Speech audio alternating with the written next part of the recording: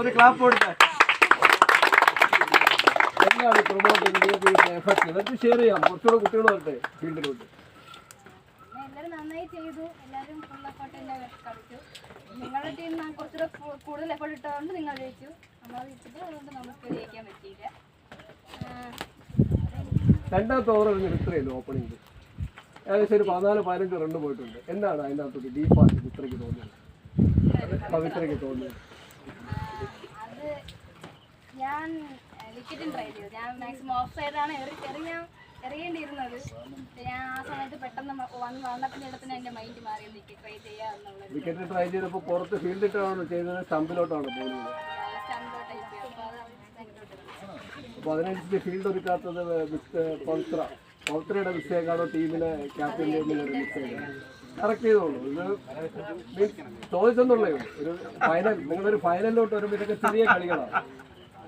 അവൾക്കും ഒരു പ്രൊമോഷൻ, എവിടെ നാഷണൽ ലെവലിലൊക്കെ പോകാനുള്ള കുട്ടിയാണ്. അവർക്കൊക്കെ ക്വിക്കായിട്ടുണ്ടാവും, ചാൻസ് ഉണ്ട്, ടാലൻ്റ് ഉണ്ട്, സ്കില്ലിഡാണ്. അവർ നല്ല സ്കില്ലാണ്. ഒരു പെൺകുട്ടി എന്നുള്ള അല്ലെങ്കിൽ പ്രത്യേകിച്ച് അഭിനന്ദിക്കേണ്ടത് കളിക്കുന്ന കുട്ടിയാണ്. അതുകൊണ്ടാണ് ഇത് ചോദിച്ചത്. ഇപ്പം ഞാൻ നേരത്തെ അറിഞ്ഞു, ഇപ്പോൾ കളിച്ചു തുടങ്ങിയ കുട്ടിയാണെങ്കിൽ ചോദ്യം അറിയില്ല. അപ്പോൾ അതിൻ്റെ ഡീഫോൾട്ട് മനസ്സിലാക്കുക, ക്ലിയർ ചെയ്യുക. തികച്ച അഭിനന്ദനങ്ങൾ പറയാണ്ട് വേറെ എന്തെങ്കിലും ഒന്നുമില്ല. ശരി, ഓക്കെ.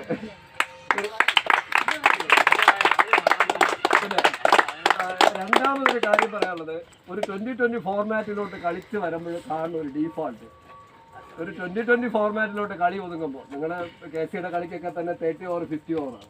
അപ്പോൾ അതിനകത്ത് സ്വാഭാവികമായിട്ട് ഡിഫൻസ് കൂടുതലുണ്ടാവും, സ്ട്രൈക്ക് റൊട്ടേറ്റ് ചെയ്യാനോ പിടിച്ചു നിൽക്കാനോ എല്ലാവരും പറയുന്നുണ്ടാവും. പക്ഷേ 2020 ഫോർമാറ്റിലോട്ട് ഒന്ന് കളി ആവറേജ് 1.3 1.4 എന്നുള്ള സ്ട്രൈക്ക് റേറ്റ് റണ്ണ് വന്നില്ല എങ്കിൽ മുന്നോട്ട് പോകുന്ന എല്ലാ കളികളും നിങ്ങൾ മേക്കത്തുകൊണ്ട് വരുമ്പോൾ ബുദ്ധിമുട്ടും.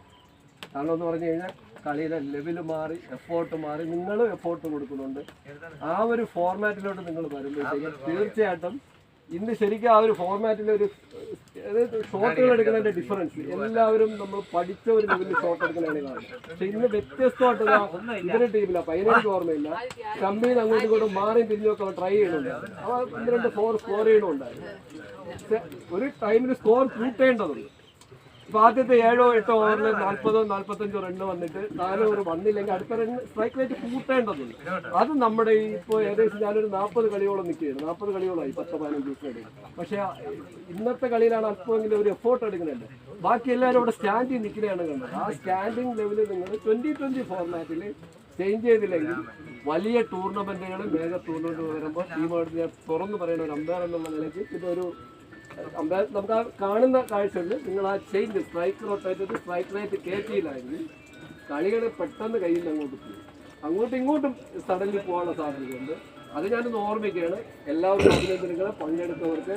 മറ്റ് നെഗറ്റീവ് ഒന്നും പറയുന്നില്ല, എല്ലാവർക്കും മറ്റ് നെഗറ്റീവ് ഒന്നും വേണ്ട, എല്ലാവർക്കും നല്ല അഭിനന്ദനങ്ങൾ. തുടർന്ന് ഇന്നത്തെ 3 കളിയുടെ മാൻ ഓഫ് ദ മാച്ച് പ്രഖ്യാപിക്കുകയാണ്. ഇത് വിന്നിംഗ് ചെയ്യുന്നു. First man of the match അവിടെ ഫസ്റ്റ് കളിയുടെ ഈ കളിയുടെ ആലംബിച്ചു. അല്ല, ഈ കളി ലാസ്റ്റ് ഫൈനലല്ലേ ഫസ്റ്റ് ശ്രാവൺ